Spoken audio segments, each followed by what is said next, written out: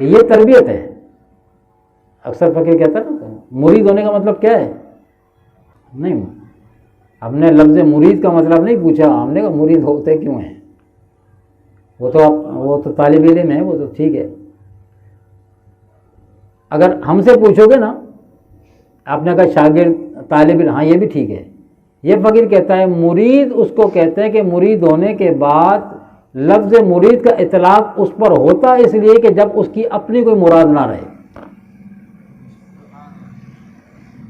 اس کی ساری خواہشات رب کے تابع، حکم کے تابع ہو جائیں، اس کی اپنی خواہشات اس کے شیخ کے تابع ہو جائیں، اس کی شیخ کی پسند بات چلی جائے، اس کی اپنی پسند نہ رہے، اس کی اپنی کوئی مراد نہ رہے، ساری مرادیں سامنے والی پہ اس کے مطابق چلے، اس کو کہتے ہیں مرید. اگر آپ اس فقیر سے پوچھتے ہیں تو ویسے تو شاگرد طالب علم ہے کہہ سکتے ہیں آپ. تو مرید ہونے کا مطلب، چلو آپ نے شاگرد بھی کہا ہے نا، تو شاگرد بننے کا مطلب کیا ہوتا ہے. آپ کسی کی شاگرد بننے گئے تو اس کا مطلب کیا ہے. سیکھنا. بھائی یہ تو اتنا کوئی الجبرا کا سوال تھوڑی کر دیا فقیر نے. شاگرد ہونے کا مطلب ہے سیکھنا. وہ کسی بھی فیلڈ میں آپ چلے جائیں، کسی بھی فیلڈ میں چلے جائیں. جب ایک بالکل اپنا فیئر بندہ جب کہیں جائے گا، کسی فیلڈ میں جائے گا تو سیکھنے کے لیے، جب سیکھنے کے لیے جائے گا تو وہ لازمی کسی کی شاگردی اختیار کرے گا، تو سیکھنے کے لیے کرے گا نا. شاگرد بننے کا مطلب ہے سیکھنا. تو مرید بننے کا مطلب صرف ایم ہی نہیں کہ مرید بن گئے اور چھٹی ہو گئی. چھٹی نہیں ہوئی، چھٹی نہیں ہوئی. یہ والا اسکول مدرسہ نہیں ہے جہاں سبق یاد ہو چھٹی مل جائے. اس مدرسے کا نام ہے مکتبہ عشق، جس پہ غالباً علامہ اقبال نے کہا تھا کہ مکتبہ عشق کا دستور نرالا دیکھا.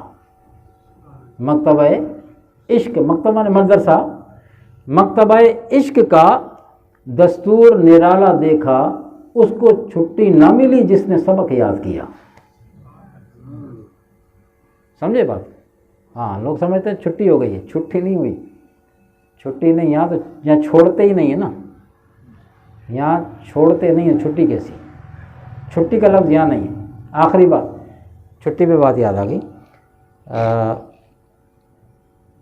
پیران پیر دستگیر بادشاہ حضرت خواجہ عبدالقادر جان براوی نقشبندی مجددی رحمۃ اللہ تعالیٰ علیہ، اس فقیر کے مرشد کامل، آپ کے پاس ایک صاحب آئے اور کہا کہ میں، واقعہ بڑا طویل ہے، تو نے کہا کہ میں آپ سے بیعت ہونا چاہتا ہوں. چلیں پورا ہی بتا دے تاکہ ریکارڈ ہو رہا ہے تو وہ بات ریکارڈ ہو جائے. تو انہوں نے کہا کہ میں عرصہ دراز سے ان اللہ والوں کو، جو بھی شروع میں گفتگو چلی نا اسی حوالے سے، کہ میں اچھا نہیں سمجھتا تھا. اور اچھا نہ سمجھنے کی وجہ پتہ ہے کیا تھی؟ کہ انہوں نے کہا کہ میں وہ دوسری جماعت کی طرف تھا جو ان کے مخالف تھے. تو میرے اندر ان کے جو عقائد و نظریات تھے، انہوں نے جو میرے اندر ڈالے تھے تو اتنے شدید تھے کہ میں اگر حضرت کی درگاہ شریف کے سامنے سے گزرتا بھی تھا نا تو ادھر منہ ہی نہیں کرتا تھا، دیکھنا بھی گوارا نہیں کرتا تھا، سیدھا نکل جاتا. کہتے ہیں 12 سال تک ان کے ساتھ رہا. 12 سال تک. زمیندار آدمی تھے. اچھا جس وقت انہوں نے جس وقت ہمیں یہ بات بتائی تو اس وقت ان کی عمر تقریباً ہوگی 60 سال، 65 سال کے لگ بھگ.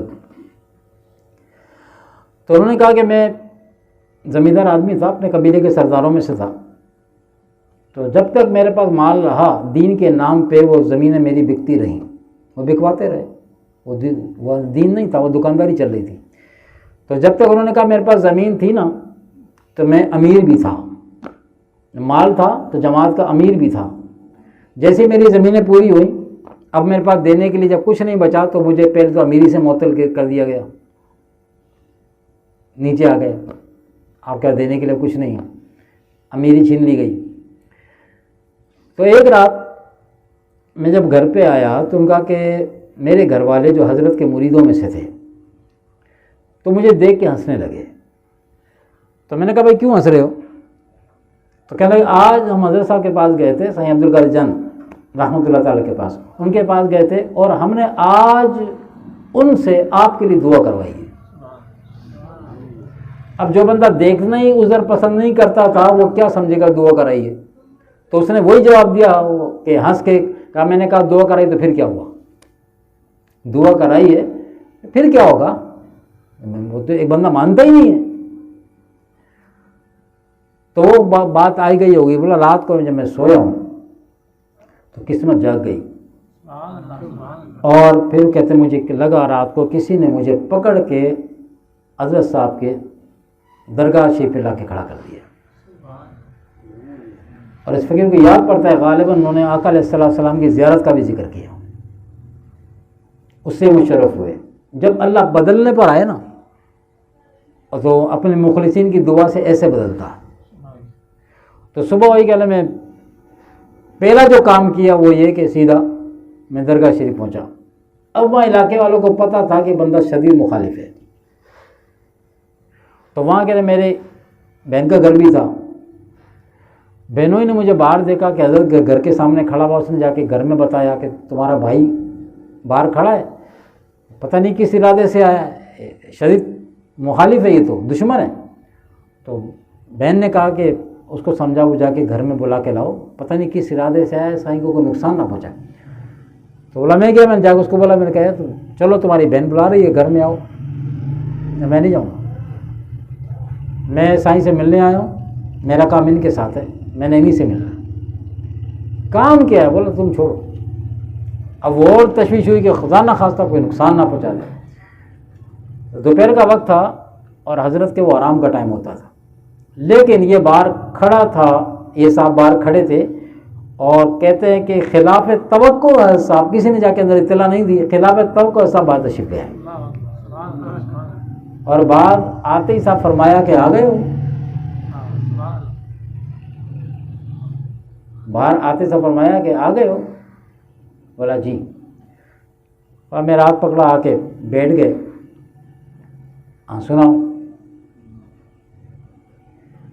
کہا کہ جی میں آپ کی غلامی میں آنا چاہتا ہوں۔ وہ تو ایک طرف ہو گیا، 12 سال گئے، وہ 12 سال گئے، 12 سال کی شدید نفرت، یوں یہ دعا کا سو کہ دعا سے کیا ہوگا؟ کیا کہا تھا؟ دعا کرائی تو پھر کیا ہوگا؟ اللہ نے دوسری رات نہیں آنے دی، اسی رات میں کایا پلٹی۔ کہ آپ کا مرید ہونا چاہتا ہوں، آپ کی غلامی میں آنا چاہتا ہوں۔ حضرت ہمارا تو کام ہی ہے یہ، ٹھیک ہے۔ میں نے کہا لیکن میری شرطیں ہیں۔ وہ صاحب نے کہا میری شرطیں ہیں۔ تو حضرت صاحب نے فرمایا کہ شرطیں تو ہم لگاتے ہیں جب مرید کرتے ہیں، اور تم ہم سے شرطیں لگا رہے ہو۔ میں نے کہا جی میری شرطیں، اگر آپ وہ شرط منظور کریں تو پھر میں آپ کی غلامی میں آؤں۔ تو حضرت مسکرائے، فرمایا ٹھیک ہے، بولو کیا شرط ہے تمہاری؟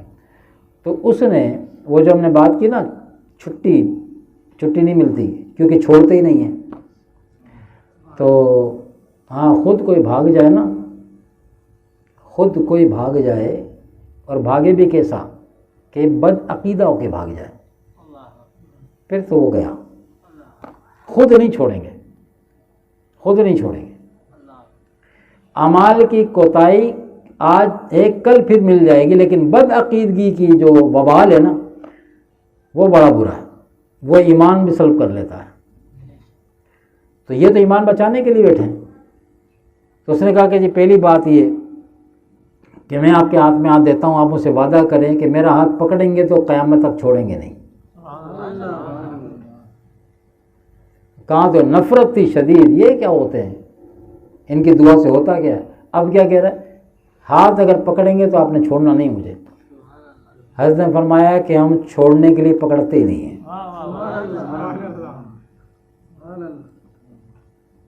یہ وہ در نہیں ہے، فرمایا ہم پکڑنے کے لیے نہیں، چھوڑنے کے لیے نہیں پکڑتے، اس بات سے بے فکر رہو۔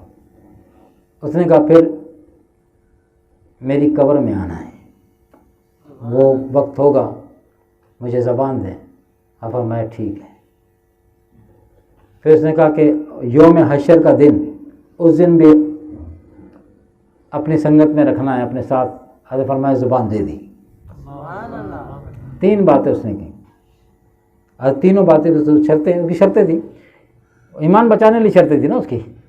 شرط ایمان بچانے والی تھی، تو ایمان بچانے کے لیے اس نے اپنے تئیں بڑا کام کیا، اور واقعی بڑا کام کیا، لیکن اگر صرف بیعت بھی ہوتے تو باقی سارے کام آٹومیٹکلی ہونے تھے، اللہ نے اس کی زبان سے کھلوا دی باتیں۔ تو وہ صاحب ابھی بھی حیات ہیں، آپ لوگوں نے جو وہاں چلتے ہیں دیکھا ہوگا، اللہ انہیں زندگی دے، ہمارے پیر بھائی ہیں، بالکل سفید ہو چکے ہیں، بھویں بھی سفید ہو چکی ہیں، اور اب اس بندے کا یہ حال ہے کہ وہ وہاں پہ ننگے پاؤں گھومتا ہے، آنے جانے والے مہمانوں کو خود پانی پلاتے لا کے، اپنے قبیلے کا سردار رہا ہے کسی ٹائم، لیکن اب کو تھا، اب حضرت کی ایک فوٹو اس کی جیب میں ہوتی ہے، حضرت کا ذکر کرو تو آنکھ سے آنسو بہتے ہیں، ایسا چاہنے والا یہ مرید، نام لو تو رونا ہے۔ تو مرید جس کی اپنی مراد باقی نہ رہے، اپنے شیخ کے ہینڈ اوور کر دے، پھر وہ آگے کے معاملات اس کے چلتے ہیں۔ اللہ تبارک تعالیٰ ہم سب کو صحیح معنی میں مرید ہونے کی توفیق اور ہمت عطا فرمائے۔ وما علینا الا البلاغ المبین۔